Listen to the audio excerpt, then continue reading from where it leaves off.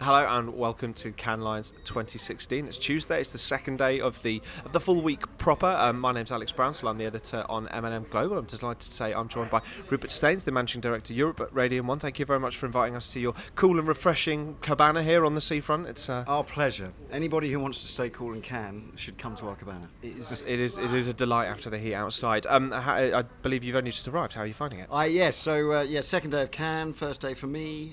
So lots of meetings in the diary. I think Cannes for us has always been primarily about meeting and greeting and really just networking across the entire industry. I think over the years Cannes is very much, and still is very much, a sort of a hotspot for the creativity in our industry, but obviously increasingly that is being merged with technology and data and all these things that are there to make our understanding of where this industry is going that much more combined, and sort of we need to do a better job in bringing these two worlds together, because creativity is at the very is the lifeblood of advertising and marketing, and technology increasingly is becoming the context, if you like, for that to be successful in the long term.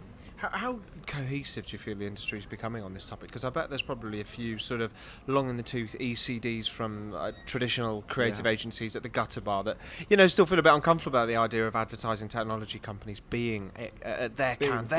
Yeah, that's true.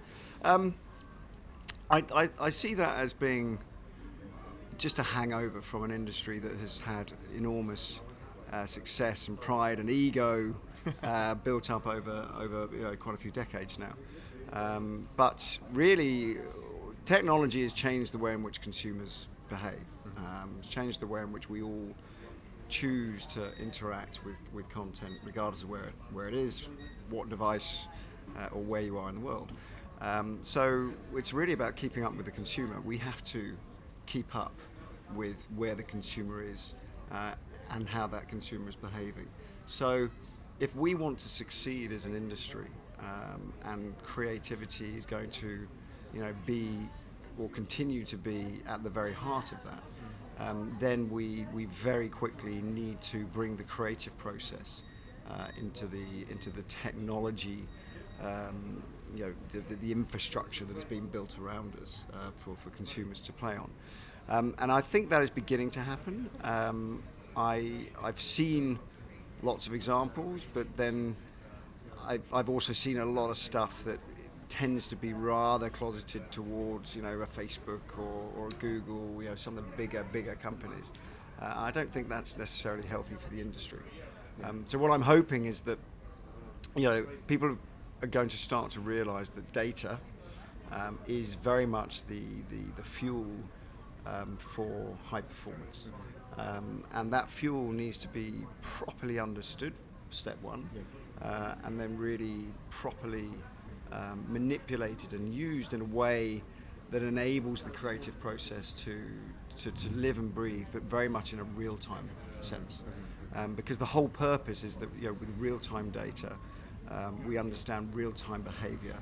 That gives real-time insight, which has to be responded and reacted to in real time. So we're not there yet, and I think we will see a number of examples across this week and in the festival itself of businesses, agencies, clients who are beginning to grapple with this and see some really exciting work being done. But at the same time, I think it's very much sort of it's the veneer, and it's quite cosmetic at this point in time. I don't think we've yet realised how we can do this at scale in a way that makes it super efficient for brands and consumers alike. How many years away do you think we are from seeing sort of gold-winning Cannes Lions campaigns that absolutely have data at the heart of what they're doing and actually in a way that really makes a difference for brands?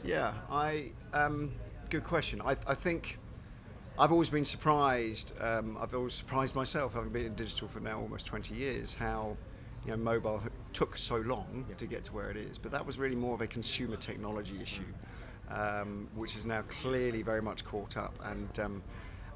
And now I think actually we're going to see things change faster than we imagine.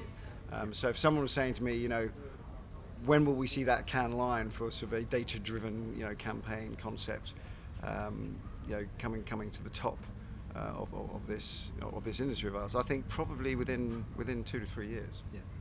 So pretty quick. Yeah, well, it'll be fascinating to see, won't it? And but sticking on this year's Cannes, I mean, what are you up to for the rest of the week?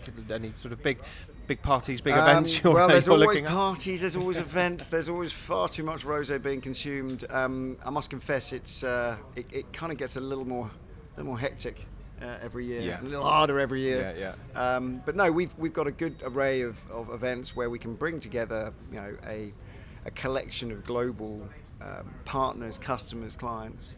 Whether it's taking them out on a boat and having a discussion about ad tech or data-driven marketing. We're sharing a great lunch with the Marketing Society tomorrow, so that brings a lot of great clients together. But we're here in force. We're global. We're a US business, but we've got a good presence in Europe, and we've got now a really good presence in APAC as well. So we're seeing it is very much the global event for our industry, and I think that's very noticeable, and that's what I will be probably focusing on more this week than before, is really talking to more global people. Well, best of luck with it, and I hope you enjoy the rest of the week, and thanks for your time. Thanks very much. Cheers. Thank you.